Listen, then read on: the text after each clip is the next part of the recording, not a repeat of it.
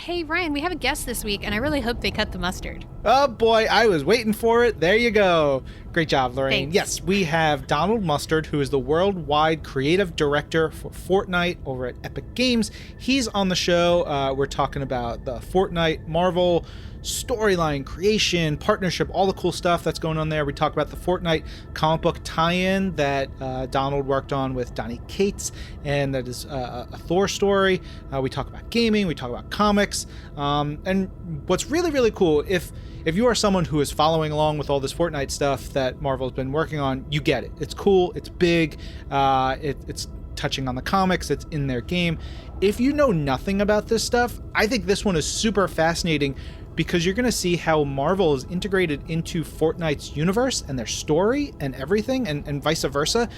Like, this is something cool and matters and is big and important, and is full of like continuity stuff that I really, really dig. So let's go right now to our interview with Donald Mustard. Donald, welcome to This Week in Marvel. Thanks for coming on to talk. Thank you so much for having me. This is cool. Yeah, I mean, look, we're talking about Marvel and Fortnite, and pretty much everything about that is cool. We're going to talk all about that stuff and more, but I want to know, first things first, one thing we like to ask on the show is, what is your Marvel origin story? How did you first get connected to Marvel or learn about the characters or fall in love with them? What was it for you? So, all right, so my story is this. So, I mean, I grew up very aware of superheroes, from Spidey to Batman, everyone else. But my grandparents lived in England when I was very young. So my first introduction to even like sequential art was at Christmas. They would give me these, I guess they were kind of graphic novels called Tintin. Like, so Tintin from Hergé, right? And so I was like, oh man, this is so cool. And when I was maybe 9 or 10, we were on a road trip across the country, and just like driving forever, and it was so boring. And we stopped at some gas station somewhere, and there was a comic book rack, and I was like, oh my goodness, like, look at this cool stuff. And I was, again, 9 or 10, and what actually attracted to me, I saw this amazing cover for this issue of G.I. Joe. It was actually G.I. Joe that got me in. It was this, I think it was G.I. Joe issue, I want to say it was number 10. It was like this crazy image of like this mech with someone on a jetpack flying underneath it. And I'm like, I gotta see what this is. And so I convinced my mom to let me get it. I read that issue, it was amazing. And then at the next stop, I'm like, oh my goodness, you have to let me buy more. And I immediately was like, I grabbed like a Spider-Man, I grabbed an X-Men, I grabbed a couple other things. And that was it, I was in. So just all through my, from 10 and on, like all my formative years, I was deeply into Marvel and into all the different books, and it affected me completely. I would imagine. Did you then go back home and find a comic book shop, or what was it for? How did you stick with it after that magical road trip? I did. So that was interesting. So yeah, I lived in Houston, Texas at the time, and we got home from that trip, and I didn't even know, so it started with that. I just started going to like, the grocery store or like the convenience, like the local gas station, and going back to those racks. And it took me not very long before, maybe a month or two before I was like, oh my goodness, there's such thing as a comic book shop. And I remember on my way home from school, there was this, it was like in like our, just like a shopping complex. It was called Odyssey Comics. And I was like, what? There's a store? And I went in there, and it was just imagine that first time walking into an actual like comic shop. Just like melted my brain, like what was there and what could be there. And so I started like the idea of there was back issues, and you could find this stuff. So like I could actually find out what's going on in Spider-Man or an X-Men and stuff. It just blew my mind. And so yeah, I started going to the shop, and pretty quickly I'm like, well, I gotta like get a job so I can afford this new habit. So I started like my own like lawn mowing company, so I could like mow lawns to earn enough money to like, because I started having them like pull issues for me. So I had this commitment that I had to get to. And then I'm like, I don't know, like my habit was getting bigger, and I was okay. I was pretty okay at drawing. And so I went to, so maybe like a year's passed now, like I'm now in junior high, like 6th or 7th grade. And I went to the owner of Odyssey Comics. I'm like, hey, like, so this is going to super date me. So way back in the old days, we had books in school, and those books you would put book covers on. Like it was actually a thing. Like you'd put like these, the school would give you like these things to, so you didn't like wreck their books. And so I went to the comic store owner. I'm like, hey, what if I draw you like a really cool like Wolverine and cool like Punisher, you know, like book cover that says Odyssey Comics on it, and I'll go give it out at my junior high for these book covers, and everyone in the school will be having like Wolverine on their cover of their books, and they'll come to your store and buy comics. I'm like, but you have to like basically let me have my subscriptions for free for a year. And he's like, done. He's like, let's do that. And so I drew these crazy, like, they're so bad. I'm sure if I went and found them, but it totally worked. Like I got my comics, and it was awesome. That is a good hustle right there. Well done. I guess that's kind of my Marvel origin story. Yeah, I love that. I love talking to folks who have those old comic book shop memories from when they were a kid. Like for me, my shop was called Gotham Manor, and you walked in and it was like a really well-designed store where the tops of the entire store were like a cityscape, and so it was like really well lit. The back issue bins were dumpsters, so you pull the dumpster open, and that's where all the comics were. And then right across from that were a couple of arcade cabinets. And so, you know, we would play Mortal Kombat or Street Fighter, or generally at that time it was Mortal Kombat and Street Fighter. Those were the ones there. Maybe an SNK machine that, you know, had like a bunch of different titles in it. But that was really cool and fun for me. And that was sort of a big blending of those interests for me as a kid that I've stuck with my entire life. And of course you're working on one of the biggest video games around right now. How did you get into the video game side of things?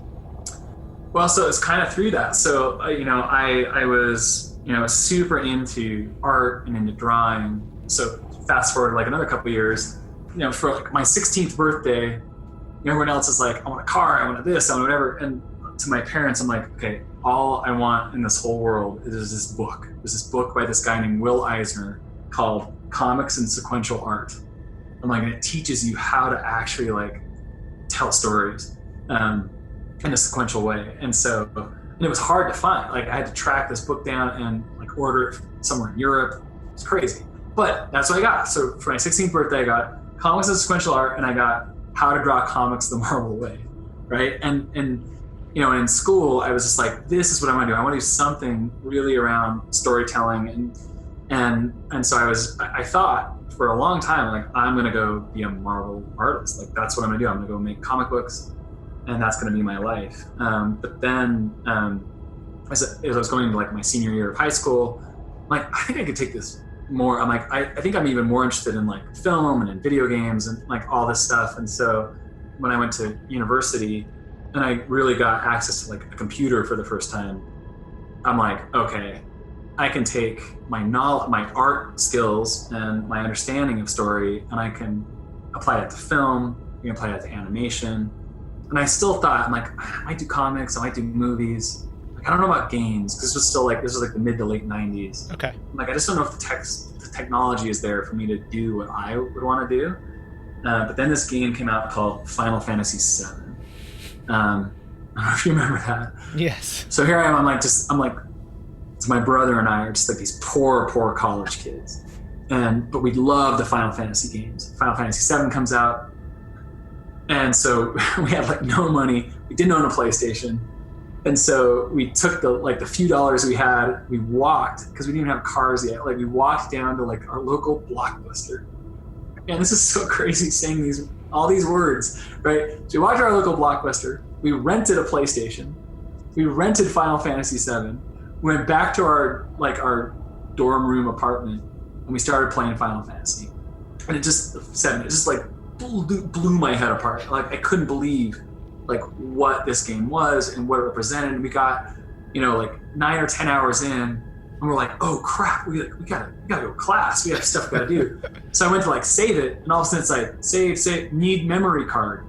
I'm like, what is a memory card? And so we're like calling, like we call like Target, I don't know what we call it. And they're like, no, like a memory card you can't save on a PlayStation. You need like this $15 memory card. I'm like, I don't have $15. You know, like we're screwed. Like, what are we gonna do? Like, this is like a Final Fantasy game. And so my brother and I looked at each other and we're just like, just in this moment we knew, we're like, we're not going to class, we're not going to sleep, we're not eating, this is it. We're just gonna play through this until we're done. And so we sat there for the next days straight, played through Final Fantasy VII. By the end of it, we're just crying out of our red, tired eyes. And both of us were like, that's it, we're going into video games. We're changing, like this is where our focus is gonna be. And we're going to do this. We're going to take all of our skills. My brother is like a very amazing engineer. I'm more on the art side. So that's what got us in. We knew then, and we kind of started. So a long story you don't want to hear, but eventually it winded up with us starting our own company together, making games after many years later, at which point we made some really acclaimed, successful games. And then our company was acquired by Epic Games, at which point I became the chief creative officer of Epic Games, like kind of overseeing all of our game development, which I've been doing for the last 10 plus years, making lots of cool games with Epic. And then 3 years ago, Fortnite came out, which is a game we've been working on for a long time. It's kind of the culmination of all of my philosophy of what the best of kind of interactive entertainment can be, combined with, again, hundreds of other people that work on these products. And holy crap, like it just blew up to be the biggest thing ever. And wow, what a ride. Yeah. So that's the short version, even though that was long. I have a lot of other questions as we'll go back, but I have a number of friends who work at Epic. For me, like the whole Marvel Epic connection with Fortnite makes me so happy because I know there are great people that I know doing cool stuff, and I know that there's great people and good heart behind it. But I remember always visiting the Epic room at E3 that was above the meeting room up above, because I would go and see my friends and be like, hey guys, what's going on? And there was one year where somebody, that probably Wes and Nick, they was like sat me down and like, check this out, and like showing me game, and like, you know, I think it was Fortnite at that point, just talking about the stuff that they were hyped about. And it's really cool to see how far along and how amazingly like it's just blown everybody out of the water. Yeah, we got really lucky. Well, part of it is that it's just, you know, you work on, and you see this at Marvel as well. Like you tell so many different stories and you do so many different things, and we knew, like, you know, when you have something good. Like we knew we had something really, really cool with Fortnite. Like we're playing, we're like, oh man, this is like the best game we've ever played. You talked about Final Fantasy VII, sort of like that big moment for you, like getting into the industry. But what was it that, you know, hooked you in terms of playing games? You know, you said the Final Fantasy games. I remember as a kid, like there's this really weird shooter that I loved on NES called Stinger. It's just so strange, and I think it's part of why I have a weird sense of humor and stuff, and it's influenced a lot of like my thinking in a lot of ways. What was it for you that really got you to love video games? So Stinger's awesome. Oh man. All right. So we're probably about the same, like it sounds like we have a lot of the same influences, but like, so I was playing stuff as early as I could, and it was, even at the time, it was like, what are these things in stores and arcades? It was Pac-Man and kind of everything else. But when home systems started to be a thing, we had an Atari, we'd play all that stuff. But I had a friend who actually had like one of those early Macs, those early Macintoshes. And there was this game, there was two games. There was this game called Wolfenstein, like old school, like the actual original Wolfenstein. And there was this game called Captain Goodnight. You should look it up. So Captain Goodnight is one of those things like, I cannot believe this is more of like the influence of all games. So it's like this crazy little, it's probably not even, it's like 2-bit, you know, like like side scroller, where you start as this little dude and you run out of this airfield, you get in an airplane and you fly it through this crazy like stuff, and then you end up blowing up, and you have to, so it's just like all these genres of games where it's basically you're like infiltrating enemy lines, like it's flying, it's shooting, it's going deep into a base, getting gadgets and different stuff. And it was like, what is this? Isn't Pac-Man? Like this is like a world I could explore. And so you should look it up. Captain Goodnight just exploded in my head. And then Nintendo came out. Like when Nintendo came out, it was just like, like Mario. But really, to me, it was Zelda and it was Metroid. So Zelda and Metroid were really the things that like, okay, this is what the potential of this medium is. And then I think go a couple years later when like Super Metroid came out. Like Super Metroid, I think really to me is like the pinnacle of kind of 2D game design, and then is so influenced like kind of the way that you kind of think about the modern games. That these worlds could be places that we could escape to, and that they could encompass just this larger framework of early prototypes of what the metaverse could be, like this persistent virtual place where you can just go and so it was that kind of stuff. That's super cool.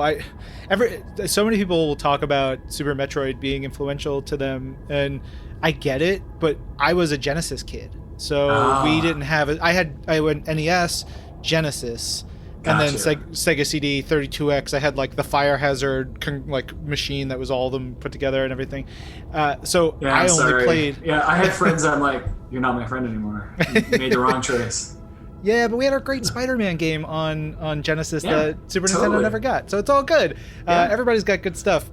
Before we start to get into the Marvel and Fortnite a little bit more closely, so Fortnite, we talked a little bit about it, the sort of development, because I don't know if all of the comic book fans who are listening to this, or MCU fans, we have a wide swath of Marvel fans, know that there's Fortnite sort of has different iterations and versions and gameplay modes, but the version that Marvel is part of is this really cool persistent thing. And I remember as you guys were developing and going on, and like the world would change, and I was like, that's freaking cool. Like that's gonna change, and if you missed out on what that was before, you may never see that again. It's like comics in a way, in that like the story keeps going, the world moves on. That just seems like such a fun opportunity for you. Yeah. So, all right. So indulge me for a second. Like, I don't think, we don't talk about this publicly very much, but some of the philosophy behind that is this. So like when you're approaching telling a traditional linear story, like whether you're making a comic book or a film or reading a novel, whatever, like, 999 out of 1,000 times, like you approach storytelling through character, right? So it's about, Star Wars is a really cool world, but it's really about the journey of Luke, right? Or the Skywalker family. It's like their arc and how they learn and how they grow. And yes, there's this cool backdrop of this world, but it's really about characters. And we lose ourselves in these characters, and we care so much about their journey and where they're going. And that's why we love linear storytelling. And with games, that's traditionally still how a lot of game makers tell their stories, and I had done that myself in a lot of the games I had made, where you employ a lot of those same methods of how you tell a narrative. But I found myself always having kind of this cognitive dissonance, like every time I was playing any game that was telling a story, because I'm trying to think of a safe example.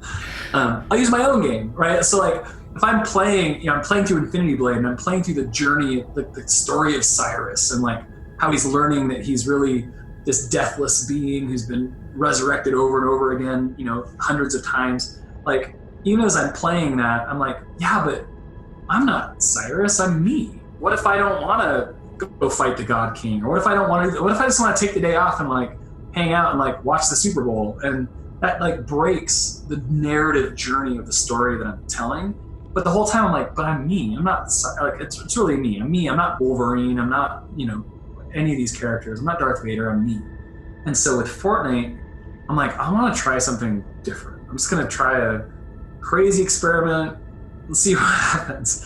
And so we were like, what if instead of treating it like a normal narrative, I'm going to create a world where the island is the main character. So I'm going to treat the island as like that traditional arc. And we've kind of planned it that way. Like I have the story and the narrative structure of Fortnite is planned out for many, many, many years, and we're only 3 years into an arc that we have way planned out. like the big beats of how it'll all work. And I'm like, I'm going to give that the island kind of that traditional journey, and I'm never going to take your agency away from you. And so that's why, early on in the life cycle of the game, like all of a sudden just a comet appeared in the sky, and things started to happen. And the island, I treat it very much like almost more like improv or live performance, or you go way back to our origins as a species, to like campfire storytelling, where it's like we're just telling a story in front of the campfire. And yeah, if you happen to tune out for a little bit, the story's going to keep going, right? It's very much like these comic books, right? The difference is the only back issues are you can go look on YouTube, I guess, but like you got to be there in these moments where it's happening. And so that's kind of been our experiment. And the story will also reveal over the years in ways that players will understand why when they inhabit or embody a character like a Wolverine or Iron Man this season, even actually some really big hints at the mythology of Fortnite in this season right now, that as players start to understand why Thor is losing his abilities, and so that's all stuff that is going to be real to players. And it's part of the narrative, but part of that philosophy that we're employing. All of that is amazing. So you start thinking about the story, and you start building this mythology and years of possibility. The two things immediately spring to mind is you mentioned improv. Well, the best laid plans of mice and men, like you can plan out as much as you want, but stuff blows up and things change and all kinds of wild stuff could potentially happen. I'm sure y'all have to plan for that. And then two, what about the Marvel of it all? How does Marvel then become part of this grand plan for you? Well, how do I answer that without spoiling Fortnite stuff? So my hope from day one was that I could find partners, could find people like Joe Russo and Kevin Feige and Dan Buckley and Bill Rose, like a lot of the awesome Marvel folks and Disney folks and people, from even other places that could share the vision of what the story of Fortnite is, which in a lot of ways will start to be revealed to players more and more, that it is kind of this nexus of all these realities, and that's important to the Fortnite narrative. And so I wanted that narrative from the start, and so I knew I needed people to kind of come there with me. So that's kind of a component of it. But you're not wrong. Like a lot of it, if you're doing improv, right, you have to be able to adapt. And to me, that's some of the most fun stuff, right? And so an early example would be the comet. Like we put the comet in the sky. We knew the comet was going to get closer every day. The inevitability. That's what I loved about it. I wanted so much the first thing to be that comet, that just this inevitability of this thing coming, and what would it do, and what speculation could occur from that. And so there'd be people, millions of players all around the world, just like, what is this thing? What's going to happen? And where is it going to hit? And I knew where I probably wanted the comet to hit, but the speculation of where it was going to hit actually changed where we had the comet hit. Because I was going to have it slightly in a different spot, and we had to make some of the art beforehand. But everyone started thinking like, it's going to hit Tilted Towers. It's going to hit this city that we had in Fortnite. And so we're like, okay, I don't want to hit Tilted yet because we have other stuff we want to do with it, but we can get it closer there, and we'll start to veer the angle even closer so that people think, oh my goodness, it's going to hit this. And then even like people started, like this meme started to kind of appear in the community of like rip Tilted. Like people started to be like, that's it, Tilted's gone. And so because of that kind of improv nature, the design team, we all sat down and we're like, oh my gosh, we need to make like crazy conspiracy theory, like people standing on the roofs, like an Independence Day, like welcoming the aliens. Like what if we made like rip Tilted signs? We put them all across the buildings on the top of Tilted Towers so that we're leaning into the narrative that is being created by the community, right? And so some awesome artists went in really fast, made that, and like within 48 hours, like all the buildings in Tilted, were littered with these Rip Tilted signs everywhere that had been influenced by the storytelling of the community. And so this is stuff that we're doing all the time. And so to me, that's the magic of Fortnite, is we have a loose idea of where it's going. We know the big arcs we're going to play out, but we want to keep it live enough that it feels, and it is very much influenced by the feedback that we're getting from what people are experiencing in the game, exercising their agency, and then we try and feed that back into the game to pay it off, right?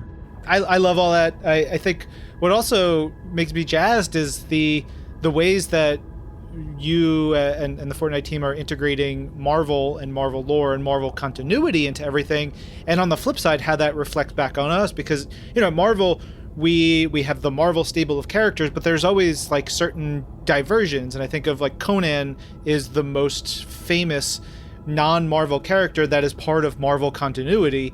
And now we've got Not anymore. I know, now we've got like Marvel characters plucked from their in continuity moments, taken out of of what they're doing in some cases, or with Thor, like fully folding it in, and that becomes part of the Marvel history. You know, when we write the history of the Marvel universe, part 5, you know, in 20 years, like there's the section where the characters are on the island. Oh man, just you wait. We're just getting started. So this is where, so all of us, when we said, like, this has been years in the making. So it's been at least, I don't know, almost 2 years since Dan and Bill and Joe, like all of us were sitting down. Like I was in New York, like we were just like, okay, what if we did this thing? And what if we did this crazy stuff? And what if it's all part of continuity? Like, how do we make it really authentic? Like, this is what we all care about the most. Like, everything we ever do in Fortnite, our approach is, how can we do it in a way that is not just authentic,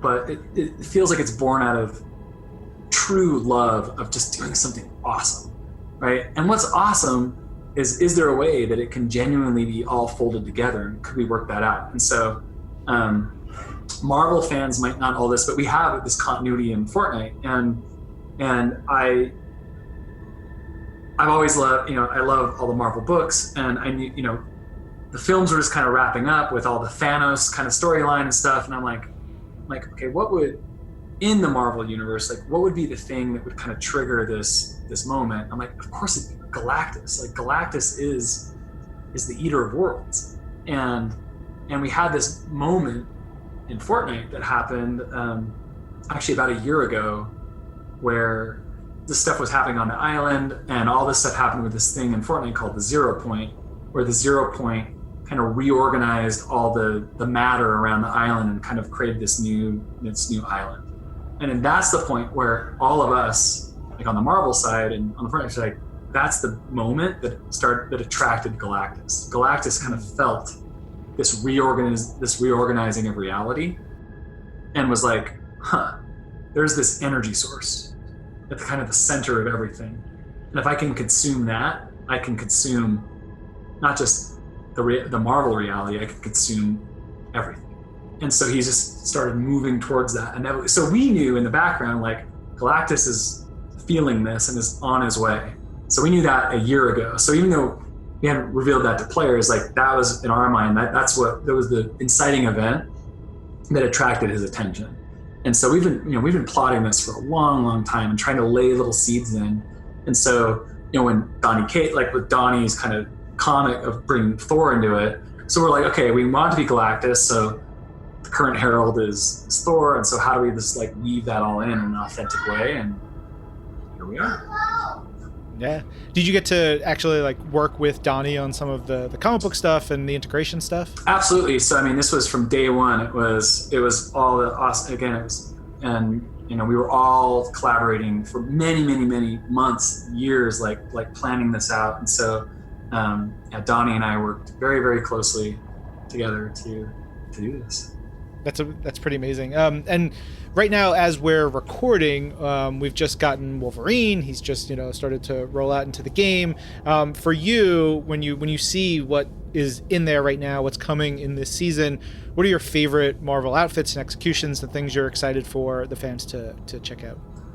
Yeah. So this really is. So we've had a few Marvel characters and few Marvel outfits appear in Fortnite before this season, and a lot of that was intentional as well. You know, some of the earliest stuff was actually more on the MCU side, where, you know, it was the Russos and Kevin Feige and I like figuring out how do we do cool stuff with Infinity War and with Endgame. But even then, it was starting to build up, like, how do we start to build it into this kind of bigger and longer? And this is like the reason why we called even this season Nexus War is this is just the start. This is the start of lots of stuff we have planned for many years in this Marvel integration. Like this is not the end, this is the beginning. And so we thought that a good, kind of POV character that could start to really set this up would be Deadpool, because of its kind of fourth wall breaking abilities. That's why kind of Deadpool kind of came in earlier this year to kind of set this up a little bit. And then we hinted with Cap coming in around like 4th of July. So it was all kind of like building to this moment. But yes, this was kind of a way for me to go, who are my favorite characters ever, right? And like I am, I love all the characters so much, right? So I'm like, gotta have Cap, I gotta have Iron Man, I gotta have Wolverine, like I gotta have. I'll probably get in trouble for saying this. There's more characters that are coming even in this season, and